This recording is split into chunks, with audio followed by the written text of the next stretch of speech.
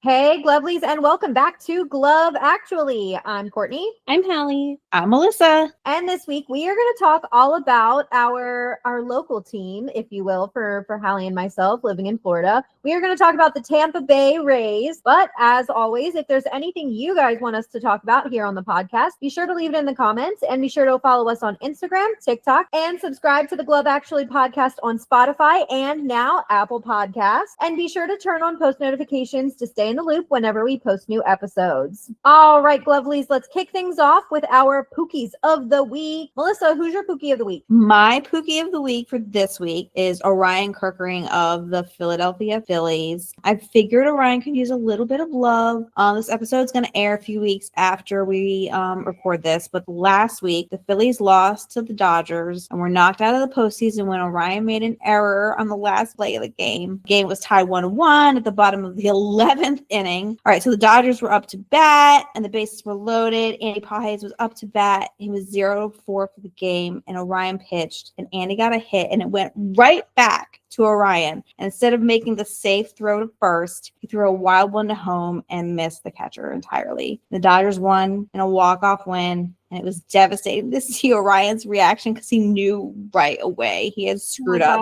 Watching him walk back into the dugout was heartbreaking. God, I felt so bad for him. And you could tell he took that loss really hard. But what I loved was his team rallied around him right away. They were quick to point out that it wasn't his fault, that it was on the entire team. So I really just want to give a shout out also to the whole Phillies team. Way to stand by your teammate. And I hope the offseason is treating Orion well. And he's not beating himself up over that error because I felt so bad for him. Oh. Yeah, I've also heard that the Phillies are offering him like mental health services. And I think, the coaching staff has been regularly checking in with him. And I know the players have been checking in with him as well, just to kind of make sure that he's okay. Because that's with such a high pressure situation and a high stakes moment in the 11th inning of the playoff game that's going to clinch the Dodgers the win and moving on in the playoffs, that's a huge moment, and that's a lot of pressure for any one person. So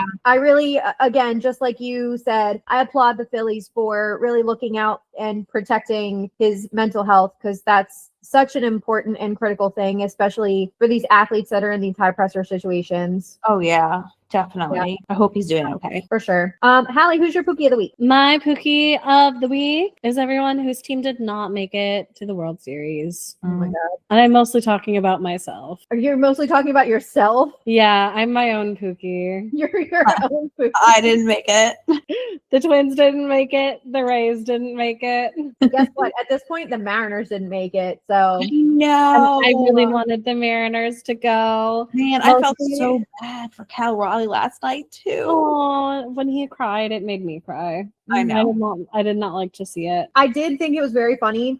Brian Wu, who I love, was being interviewed in the locker room, and they were like, "So, how is the team kind of taking this loss?" And in the background, you hear someone just scream in the locker room. He's just like, "Ah!" And Brian Wu was like that, just like that. Not like good, buddy. Not good, buddy. What the do you think? Oh my God. So me, I'm Pookie for because none of my teams made it.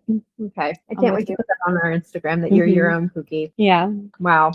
I'll send you a good picture. Perfect. For my Pookie of the week, I wanted to go with someone that kind of matched up with the theme of our episode. So I chose someone from the Tampa Bay Rays. I know I've had a few Rays Pookies in the past, but I am going to go with a former Oriole who was traded to the Rays during the 2025 season. And that is our baby Brian Baker. Yay. And I know that we were very, very heartbroken to see him get traded. He was one of my favorite, if not my favorite reliever during the 2025 Orioles season. Mm-hmm. And so when we went to see the Rays and the Orioles back in July, I was really hoping that we would be able to see him on the mound, but he never made it out for any of those games. It was like right after he got traded. But we did get to see him pitch against the Guardians back in September. So that was very exciting and very fun. He just seems like a great guy. He's got great energy. Another reason that I really like him is that he low-key looks like a really good friend of mine named Drew. So shout out Drew if you're listening. So whenever I see him pitching, it just looks like I have a friend on the mound, which is very fun for me. So Brian Baker, you are my Pookie of the week this week.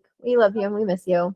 I love that. I miss you, Brian Baker. You were one of my favorite relief pitchers too. He's the best. He really Hopefully is. he'll still be with the Rays this season, so we can go down to Tampa and see him a bunch. Mhm. It'd That'd be be very fun. fun. All right, Lovelies, we want to hear from you. Who is your Pookie of the week? Let us know in the comments, and be sure to tag your Pookie if you can. So I know that this episode is going to kind of talk about the Rays, and one thing that I did kind of want to touch on before we get to our top 5, the Rays have brand new ownership. Mhm. So that is really exciting, and I'm really interested to see kind of the direction the team is going to take.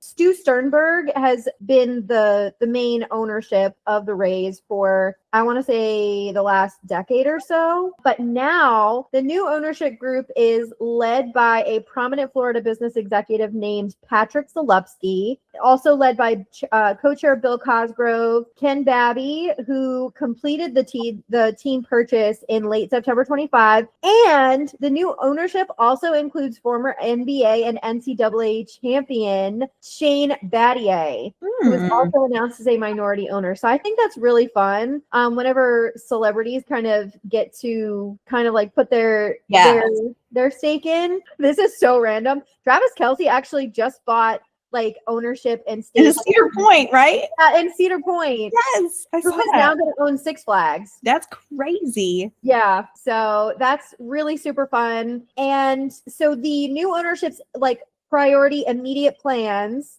include repairing the Trop, aka Tropicana Field, for the 2026 season. They're going to be putting in obviously a new roof, but new video board, new sound system, so tons of upgrades, and also beginning the search for a site to build a new ballpark to open around 2029. And I know that they're looking for somewhere specifically in the Tampa Bay area versus St. Pete, which is where the Trop is. So they want to keep it a little bit more inland, which is totally understandable. That whole area, though, is just very lovely and very pretty. So I know that Hallie and I always really enjoy whenever we go out there. I'm also really excited that our owners are going to be Florida locals. It's not very common that the team owners are in state with their team. The Twins come to mind as an example of a team whose owners are in state. Maybe not the best example of that. Do you guys know off the top of your head, are the Orioles owners in Baltimore or David Rubenstein? Yeah, but I think that's going to make for like a really engaging fan culture and like I think it's going to really help grow the fan culture of the Rays. Real state pride to the situation. Exactly. Yeah. And I think having them be local, hopefully they'll be have the ability to be a little like hands-on and see how things go. And because they're able to be out and about with the team, or at least for home games. I know if you ask a lot of Orioles fans, they've had a chance to, hobnob with David Rubenstein because he goes to a lot of the games. A lot of times if you watch Masson, he's sitting right behind home plate. Yeah, he's over by Cal. He sits over by Cal. Yeah.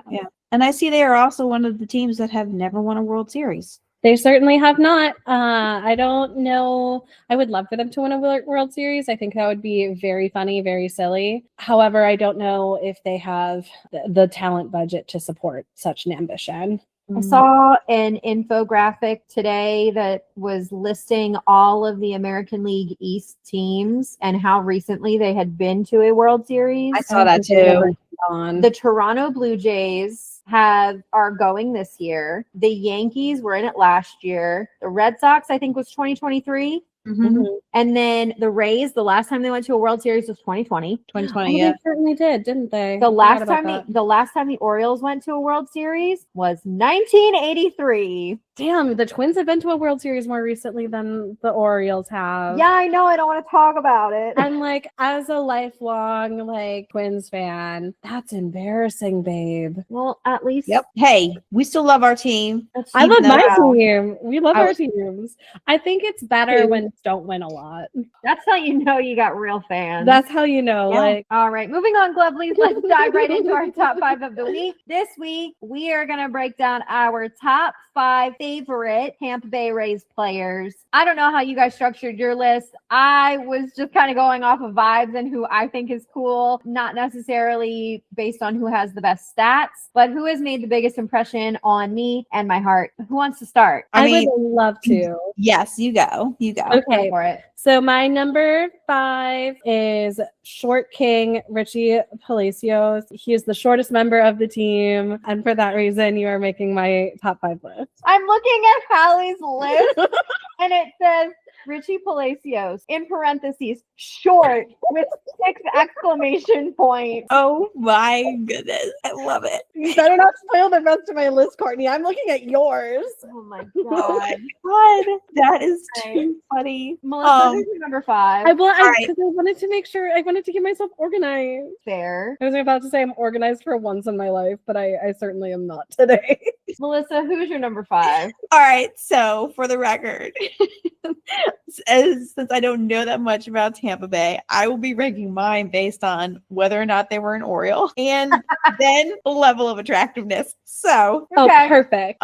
number 5 is once was an Oriole. So my number 5 is Brian Baker. Yes, Pookie. Yes. Not to say you're not attractive, Brian Baker, but it's because you're an Oriole. He is. He is very cute. He is cute. I And love he him. looks like my friend. He's ginger. I like him when they're gingers. All right, Courtney, who's your number 5? My number 5 is Brandon Lau. I have seen Brandon Lau make some incredible plays when we have visited Steinbrenner Field and the Trop. I think he's a really dynamic player. He's got great stats for this season. And overall, I just think he's really fun to watch. So for that reason, Brandon Lau, you are my number 5. Lovely. Who's your Love number it. 4, Hallie? My number 4 is Joe Boyle. He is the tallest player of the Tampa Bay Devil Rays. So for that reason, I think he's very notable, and he can be on my top 5 list. Does it say tall with 6 exclamation points? It says tall with 2 exclamation points. Okay. So excuse your So he's mouth. tall, but he's not No. that. Oh my God. Melissa, who's your number 4? Right, so here for the rest of my list. This is what we're gonna do. I'm gonna tell you who I think is attractive, and you guys can smash or pass me. All right, Cameron Misner. Oh, Cameron my Misner, number 4. smash. Okay. Smash. I think Okay. he's young, which that's a little questionable, but smash. 1998. Okay. Too young for okay, me. Smash. Perfect. Too young for me. Pass. As long as he was born before the year 2000, I'll take it. There's this one picture I'm seeing. I'm like, oh damn. Who dat? Yeah, who that? Who that?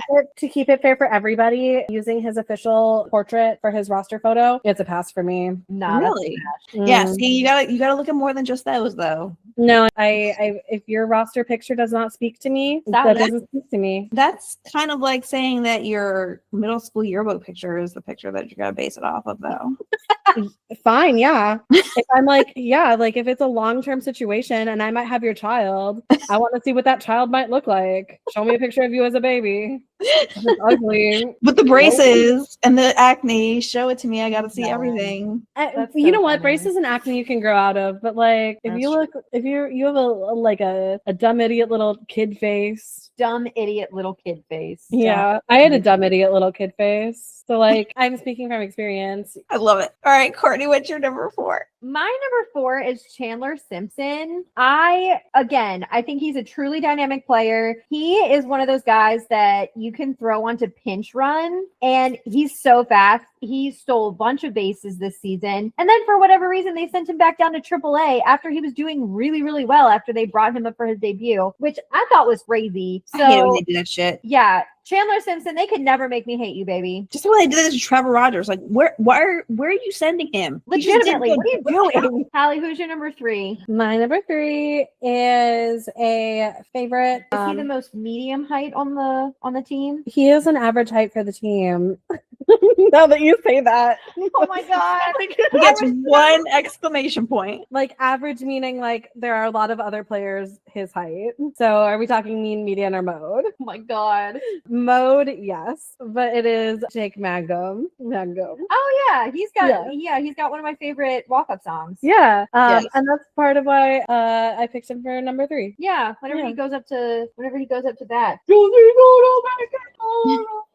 Oh my Melissa's goodness. gonna have to stop or ASCAP's gonna come for me. Oh my gosh. Melissa, who's your number 3? All right, my number 3, smash or pass. He is younger though. Carson Williams. Ooh, that makes me nervous. Pass. Really? Carson Williams? 2003. Oh no. It's a cougar moment for me. Okay, I He's admit not that. like- But he's cute. It's a pass for me. It's a pass for me purely based on the fact that he is too young for me, but 22. he's Guys, every single MLB player is too young for me, so I can't play that game. I think the closest one that I know of was and he's still 2 years younger than me.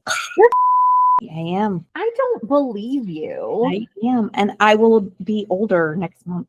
You'll be Oh my older next God. month. That's typically how birthdays work. Yeah. Courtney, what's your number 3? Or who's your number 3? My number 3, we have waxed poetic about on the podcast before, but it is going to be third baseman Junior Caminero, who represented the Tampa Bay Rays at the All-Star game and the Home Run Derby this year. And he's a goofball. He's really great to watch. He's put up really great stats this year. He's super young, and I know that he's going to have a very long and prolific career as long as he can stay healthy. So, Junior Caminero, I love you. I wish you the best, and you are my number 3. Hallie, who's your number 2? My number 2 is going to be a shocking upset. Shocking upset? Yeah. I think you specifically, Courtney, are going to be shocked by this. My number 2 favorite player currently on the Tampa Bay Rays is Yandy Diaz. That's crazy. I know. I assumed been he would be number dethroned. Wow. He has been dethroned. I assumed he would be number 1. He has been dethroned. I even thought he was going to be number 1. I know, but I sat and I thought there, and I'm like, I don't know. Yes, I do. He's I'm number kind 2. of on the edge of my seat for your number 1 now. Well, and I think here's the thing. I think if we had sat along the first baseline more often this summer, he probably would have maintained his position. Oh, okay. Yeah, there. Okay. I smell what you're stepping in. Yeah, I think if the more proximity I have to the player, the more the easier I am to lock in and focus on how they play. Yeah. And because I wasn't able to lock in on him as much, and most of the games we went to, he was designated hitter, so you didn't even really get to see him field very much. It's true. So for that reason, just because I didn't get to watch him or tap butts or shake ass as much as I did 2 summers ago, for that reason he has been dethroned. Well, Yandy Diaz, if you're listening, now you know what you need to do next season in order to curry Hallie's favor. Yeah, stop being a designated hitter and shake your ass more. Yeah. Just twerk a little. And hope that I'm sitting along the first base line. I love it. I love it. Oh my goodness. Melissa, who's your number 2? All right. Smash or pass, Josh Lowe. Smash. Oh, immediately smash. Immediately. He's so Yes. easy. Yes. I like. He's He so, nice. yes. Who dat? Immediately, yes. 1000%. I've waxed poetic about Josh Lowe before, and I will continue to do further into this list. I can totally see why. Who's your number 2? My number 2 is my Pookie of the week, and your number 5 are our friend Brian Baker. So he's really fun to watch pitch. I think it's great whenever he finishes an inning or finishes off a really tough batter. Whenever you see him get excited, he's just like, yeah. Those are some of my favorite excited pitcher photos are the ones of Brian Baker. You are Pookie, and you are my number 2, baby. I agree. I love his I love those pictures. I love them. They're the best. Yeah. Before we get into our number 1s, Hallie, do you have any honorable mentions? I surely do. Shane Baz, you are my honorable mention for this list. Honorable mention because I got your bobblehead. Yeah, I'm looking right at it. Yeah, I'm looking at it too. He lives usually on top of my fridge, but I took him down to keep him safe from the cats while I was out of town. Who is your number 1, Hallie? My number 1 in a shocking upset, Junior Caminero. I spent so much of my summer locked in on what he was doing at third base. Yeah, I blame myself. Yeah, I'm someone who I need to be entertained. I need to see what's going on. And Junior is an entertainer, I think, at his heart. And I think if he were not a baseball boy, this is full projection. He seems like the kind of guy a high school theater director would have spotted and say, come do the play. We need more boys. Come do the play. It would surprise me if he had never been cornered and asked to be in Shrek during the middle of Algebra 2. Yes. Yeah. I think he's such a delight to watch, and I really like watching him. Yeah, very valid. Very valid. He's really, really good. He's a really good player. Yeah. And on top of all of that. As soon as you said your number 1 was not Yandy Diaz because you didn't sit on the first baseline, I knew it was Junior Caminero. Yeah. Because we sat so close to him this year. And proximity is that's how I personally get hooked on stuff. Is the proximity to it. Yeah. Honestly, I can totally see that because I think back now and I'm like, that is probably how I got hooked on Ryan O'Hearn because we sit Not too Definitely how I got hooked on Ryan O'Hearn. Yeah. All right, Proximity Melissa, matters. who is your number one? Oh, wait, before number one, do you have any honorable mentions? I mean, I don't have any honorable mentions because I don't know enough about them. Sorry, guys. I'll get better in the upcoming. All that this tells us is that you have to come down and you have to go to the Trop with us next season with the glove actually pod. Maybe. Okay, my number one is smash or pass, Jake Mangum. It's gonna be a pass for me. Okay. He's just not really my type. That's just me personally, but He looks like an all-American boy. Yeah, we've spoken ad nauseum about my type, and all American boy is not my type. It's definitely mine. So. Which is like, it's weird to me, Courtney, because like when I think about Ryan O'Hearn, that seems very all-American boy. Oh, yeah, but once again, proximity. Yeah. Fair. Because when I think of your type, skinny, tall nerd. Just gonna put my business out there like that? Yeah. Damn, okay. Damn, okay. All American boy. But yeah, that's who I'm gonna go with for my number one. So okay. Once again, good choice. Great walk-up song. Thanks. All right, Courtney, who's your number one? This should come as no surprise to anyone. My number one is my Pookie from a few weeks ago, Josh Lowe. Yeah. Great to look at. Really fun to watch. He's made some great catches. So he's always really a really great player to watch when you're actually paying attention to the game. And when you're not paying attention to the game, he's still nice to look at. And I actually have a friend who was kind enough to get me his bobblehead too. So I have Shane Bass and now I have a Josh Lowe bobblehead. So does it actually look like him? Because every now and then you get a bobblehead and it doesn't actually look like him. It does. And it's him in the City Connect uniform and it's him on a skateboard. Ooh, nice. I will say, though, I do have an honorable mention. I actually have two honorable mentions. One of them is I didn't actually write down, but I did think of it as we were talking. So my honorable mentions are players who used to play for the Rays, who I have seen play for the Rays, who no longer play for the Rays. One of whom is catcher Danny Jansen, who got traded to the Brewers. His butt is so big he had to get custom pants. What? He got a booty. Oh boy. Yeah, one of the best asses in baseball. It's true. Like Cal Raleigh, sorry, your butt is so like it's prolific, but it's nothing on Danny Jansen's. Danny Jansen is one of my honorable mentions. I also think he looks really cute in his little rec specs. And once again, nerds with glasses. Yes. Okay. I remember watching him. My other honorable mention, though, is actually someone who now plays for the Seattle Mariners, Randy Arozarena. Yeah. I miss Randy Arozarena so much.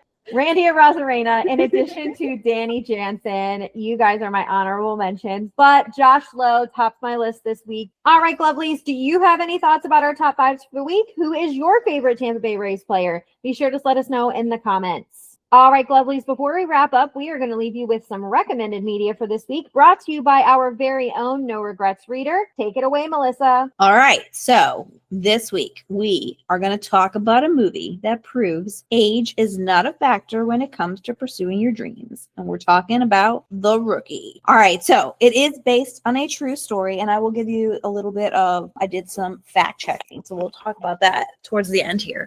But it is based on a true story. It is a baseball drama. It was made back in 2002 by Disney, and it stars Dennis Quaid as Jimmy Morris. You got Rachel Griffiths as his wife Lori. You got a young Angus T. Jones as his son Hunter, so he was the kid who was in 2.5 Men. And then Brian Cox as Jim's father. So just to kind of give you an idea about the cast. Jimmy Morris is a Texas high school chemistry teacher and coach of his high school's varsity baseball team. He had dreams of becoming a major league pitcher, but he had to give up on those dreams when he blew out his arm. So in an attempt to instill his motivation, he tells them that the route to pursuing their dreams starts with the effort that they put forth on the baseball field. The team points out that he's not really one to talk because he gave up on his own dreams to be an MLB pitcher. So kind of give them some motivation and put his money where his mouth is. Jimmy makes a deal with them. They make it to the district championship. He'll attend minor league tryouts. So when the team fulfills their end of the deal, Jimmy goes behind his wife's back and attends minor league tryouts as promised. So his expectation is he's going to go, he's going to throw a few balls, and he'll never get a call back. And basically his wife will be none the wiser that he even went to the tryouts to begin with. Yeah, his wife like leaves him with the kids for the day, and he's like, And he takes the kids with him to the tryouts. It's Yeah. so funny. And they have like a brand new like 4-month-old baby, and he's like, Yes. all right, time to go. He's changing diapers like right as they call him up to pitch. It's so funny. But I mean, her whole thing is like she doesn't want him to injure himself. She supported him through college around the time when he first, messed up his arm, and she remembers what it was like when he got injured because, he kind of went through a withdrawal and he was feeling bad about himself, and she doesn't want to see him go through all that again. Yeah, I know that specifically for people who grow up playing sports and thinking that they will eventually pursue that as their career, to get an injury that a career-ending injury that is so mentally devastating, and that completely takes a toll. Yeah. I mean, I can't imagine like that. This has been your plan. It's your plan. This is what you're always going to do. And then just something happens and it's like, oh, you got to start over and come up with a whole new plan. And then you have nothing to fall back on. I'm sure that's really, really stressful. All right, back to the rookie. So he goes to tryouts. He, like I said, he wasn't expecting to get far, but he throws some serious heat, and then he gets called up. So now he's got to figure out for himself, is he too old to play? If he does play, how's it going to affect his family? How's it going to ease his wife's fears, about him severely injuring himself? So as people in his life start to try and convince him that pitching again may not be a wise decision, there's a louder voice in his head that's saying, what if? And with some encouragement that he gets from his students, his cute little son, and then eventually his wife, she kind of joins the team of he should go out and do it. He joins the AA team for the Tampa Bay Rays. That's how we're bringing it back. So you also got a side story kind of throughout the movie. It's Jimmy's relationship with his father. During his childhood, Jimmy's dad was in the Navy and he moved his family around a lot. He was totally engrossed in his career. He didn't even go to his son's baseball games, and he didn't really have patience for Jimmy's dedication to baseball. And he told Jimmy at one point, one day you'll learn that there are more important things than baseball. So when Jimmy grows up and he has his own son, Hunter, his dad tries to make amends for his lack of support by encouraging Hunter's love of baseball. But at that point, Jimmy's kind of too jaded, and he's kind of like, screw you, Dad. He just doesn't care. I remember one of the first scenes of the movie, I think they're picking up and they're moving to a new base, and his baseball glove and all of his baseball stuff gets left behind. Yeah. And he's like, here, just get another box and move it. I'm like, you're such a dick. Yeah. So messed up. But anyways, their relationship doesn't improve until, Jimmy makes the decision to go into the minors. And then, there's this nice scene where his dad shows up at the game at the end. So, but Jim, at one point though, Jimmy's dad does tell him, he says, sometimes the person you want to be and the person you're meant to be are not always the same. And Jimmy kind of has that in the back of his head as he's, making the decision to go up to AA. And eventually, as he works his way through AA up to AAA, and he's spending time away from his family and they're struggling to pay bills, he starts to doubt his decision. He starts thinking about what his dad said. But it all proves worth it the day that he gets called up, proving to himself and his students, his son, and his dad that sometimes you can be who you want to be and who you're meant to be at the same time. That's one of the most heartwarming scenes that I've ever seen. I mean, obviously the movie's been out for 23 years, so it's not really that much of a spoiler, but when you see everybody from his hometown rallying because they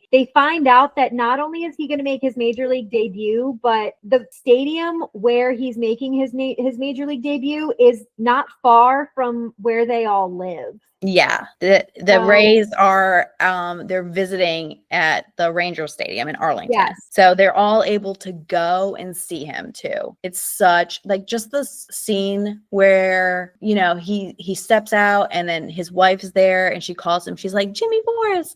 And she reaches over the fence and he reaches up. Oh my God. It's like, I start to cry every time. It's so good. If that doesn't tug at your heartstrings, I fear you might be the Tin Man. That's a fact. Yeah, you have no soul if that doesn't get to you. But anyways, I said I did do some fact checking because it is based on a true story. So the overall story is accurate. Jimmy was 35 when he got called up. He had already had 5 arm surgeries by that point, which is crazy. Papers. Yeah. When he debuted in the major leagues, it was in September 1999. He did strike out his first batter. In the movie, it makes it look like it happened in 3 pitches. It happened in 4 pitches. The name of the high school that he taught at is inaccurate in the movie. At the end of the movie, it says that he kept going for 2 more years. That's kind of like, I guess, slightly inaccurate. He played in 1999 and he played in 2000, but he had to bow out in 2001 because he had problems with tendonitis. So he played for 2 seasons. He pitched for 15 innings total. He struck out 13 people and he walked 9. And his MLB ERA was 4.8 when he was done. I guess there are a lot of scenes that are historically accurate, including how fast he actually pitched the tryouts, which was 98 miles per hour. And you see a scene where they like do a double take when they're looking at the radar gun to see like, oh shit, is it accurate? They really did do that. There's a scene where they call him back for a second call back, and it is pouring rain as he's pitching, also accurate. And bet that he made with the students, all real. Yeah, so from what I understand and what I read, it seemed like it was fairly accurate for his actual true story. Nice.